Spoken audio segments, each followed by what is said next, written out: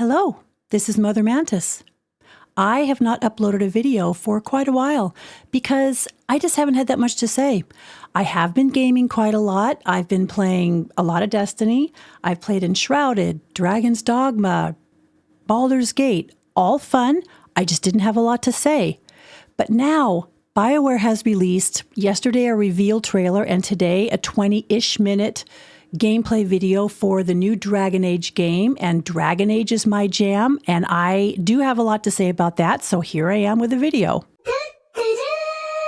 Okay, yesterday was a reveal trailer, and today a video featuring a little more than 20 minutes of actual in-game gameplay that really was some combat and a little bit of exposition. I'm not going to say too much about yesterday's reveal trailer other than that I thought that the marketing choice was a misstep. I thought it made Dragon Age look like a League of Legends game. I didn't really understand that. Today's 20-ish minute gameplay video was much better. It made a much better impression. And I want to talk for a couple minutes just about my impressions of that video. Before I spend a minute talking about my impressions of today's gameplay video, I want to share some information that was shared by Bioware today regarding the factions and the character and the companions. So it appears that the player will have 6 factions to choose from during character creation. Those include, so far, the Grey Wardens, the Antivin Crows, which is a guild of assassins. You should know that if you've played the games, and the Shadow Dragons, which is an anti-slavery rebel coalition that hail from Tevinter. You will be playing as Rook. That's the player character. It will be you will be able to fully customize your character, and you can play as human, elf, dwarf, or Kunari. The Inquisitor, the player character you had in the last game, Inquisition and Trespasser, will apparently appear in the game, and you will have the opportunity to customize that character, but you won't be playing as that character. And you will also have an opportunity to make some key decisions during character creation that will change how the game starts or some of the things that happen in the game. It's not really clear what those things are, whether that's some sort of a Dragon Age keep where you get to set up a world state, or whether that's just something along the lines of choosing factions or that type of thing. I don't know. And the companions, assuming this is all of the companions, are some new faces as well as faces that are already known either within the games that we've played so far or within the game world at large via books and the comics, etc. Anyways, those companions are Bellara, who is a veil jumper. This will be her first appearance in the series. Davrin is a Grey Warden. This is also his first appearance in the series. Emmerich is a necromancer from Navarra's Morn Watch. He appeared in a book called The Eternal Flame. He has not, to my recollection, appeared in any of the games. Harding, we all know Lace Harding. She was the NPC in Inquisition. Everybody liked her. Half the people wanted to romance her. I'm not the least bit surprised to see her back, and I hear she's going to be romanceable this time.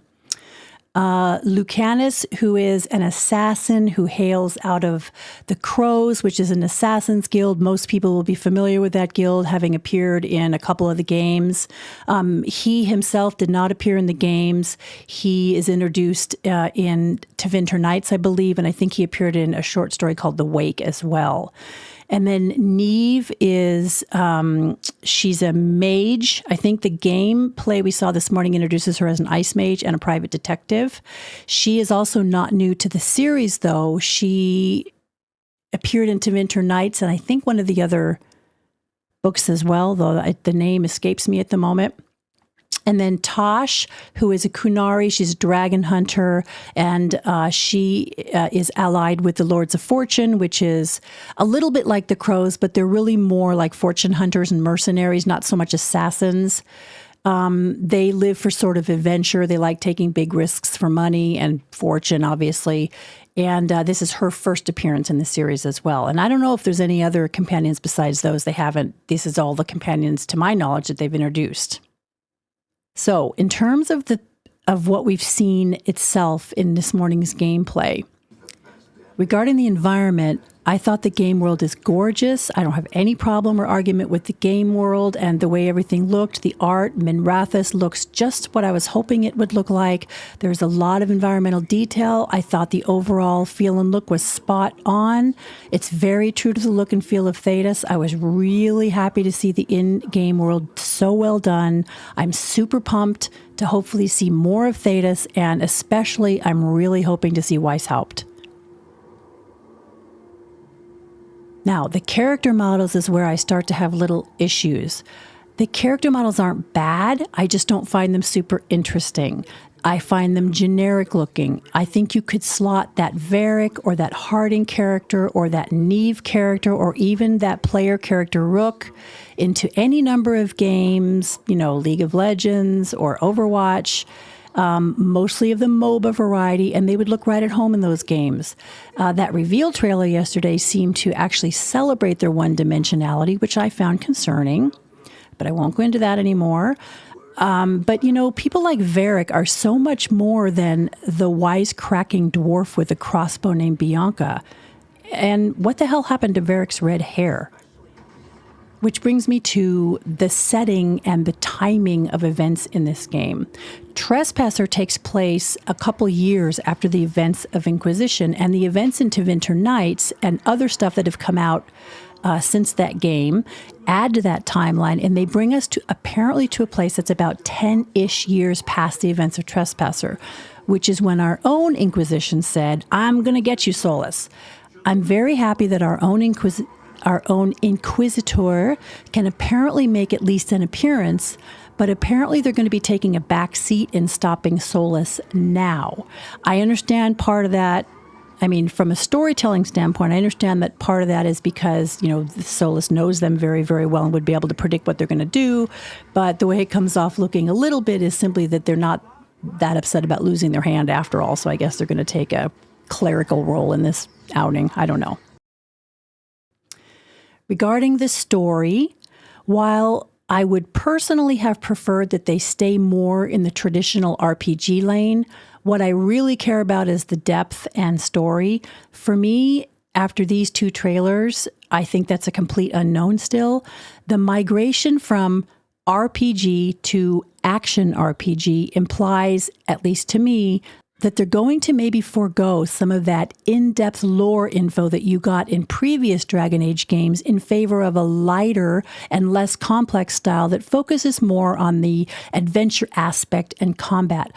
Potentially, you lose something essential when you shift your focus and put the word action in front of RPG. And for Dragon Age, that could be disastrous if the devs have not the utmost respect for the depth of this world and its characters. In the end, Bioware games live and die by story. Andromeda arguably had the best combat of the Mass Effect games, and it was kind of a shit show because the story was kind of a shit show. One of the reasons Baldur's Gate is so good is that the characters are well developed and they're individual. They look and sound authentic and real, just like real people. Some of them you like, some of them you don't. What's been presented so far here are character types. The mage, the scout. The only personality they possess is what we, the player, impute to them based on what we already know about them and the nostalgia we carry for them coming forward from other games. They're not bad, they're just generic. Sometimes when you try to appeal to everyone, you end up appealing to almost no one. That's what worries me. Granted, we've seen almost nothing of the game yet, just some combat and a little exposition.